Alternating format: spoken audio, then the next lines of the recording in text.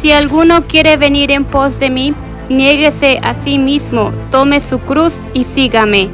Esta es una de las frases más conocidas de Yeshua, pero también más mal interpretadas. Se ha enseñado que significa aceptar cualquier sufrimiento o problema, soportar dificultades, como una carga que se tiene que llevar. Pero esto no fue lo que Yeshua quiso enseñar. Yeshua les había declarado a sus discípulos que era necesario ir a Jerusalén y padecer, ser muerto y resucitar al tercer día. Sus discípulos, como muchos de sus seguidores, esperaban a un Mesías conquistador que los liberaría de la opresión romana. Pero Yeshua les revela que el camino del reino de Dios pasaba primero por el sacrificio, la muerte y la obediencia al Padre, y les da una invitación que cambiaría su manera de ver y entender el discipulado. Cuando Yeshua dijo estas palabras, todavía no había sido crucificado. Sus discípulos no podían entender la cruz como se entiende hoy día. Para ellos, la cruz o el madero era un instrumento de ejecución romana, de juicio y muerte. Una persona que cargaba su cruz iba camino a una muerte segura. Los romanos obligaban al condenado a cargar el madero hasta el lugar de la ejecución. Era un instrumento de humillación y rechazo público, un castigo público lento y doloroso. Sus discípulos sabían perfectamente lo que significaba ver a un hombre cargando un madero.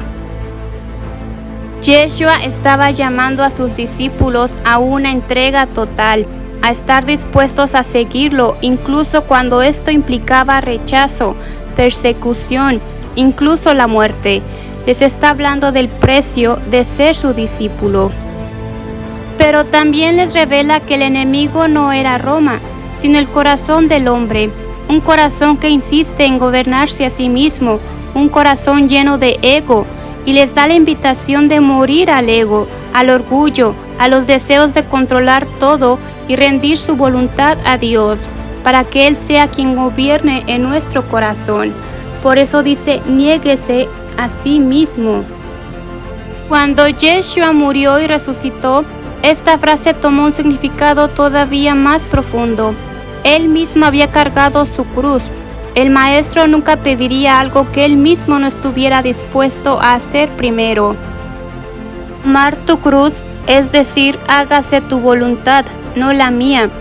La muerte de Yeshua no fue un fracaso, fue una entrega voluntaria. Aceptó su destino, su sacrificio. La cruz representa la expresión más grande de amor, dar la vida por otros. Tomar tu cruz es un símbolo de muerte interior, dejando atrás el ego, el orgullo, la vieja manera de vivir y resucitar a una nueva vida. Para los discípulos dentro de la cultura judía y hebrea, seguir a un rabino, a un maestro, no era simplemente seguir y aprender sus enseñanzas, sino adoptar completamente su manera de vivir, de pensar y obedecer a Dios.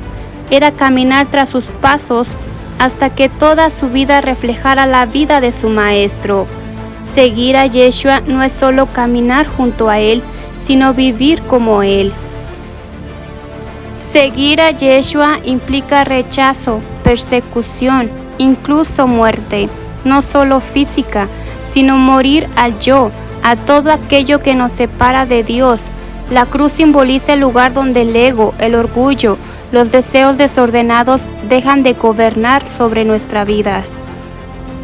Tomar tu cruz no es solo soportar problemas o dificultades, sino permitir que Dios transforme nuestro corazón.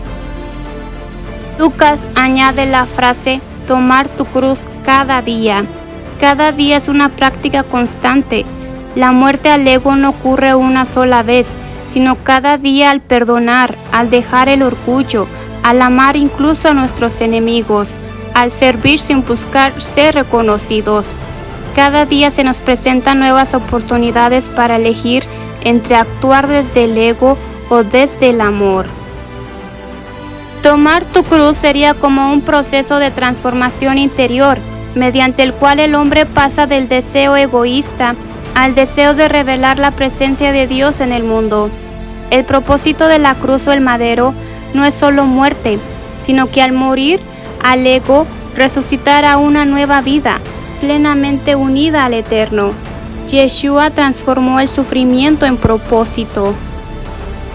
En Génesis 22, Isaac cargó la leña del sacrificio hasta el lugar que el Eterno le indicó a Abraham.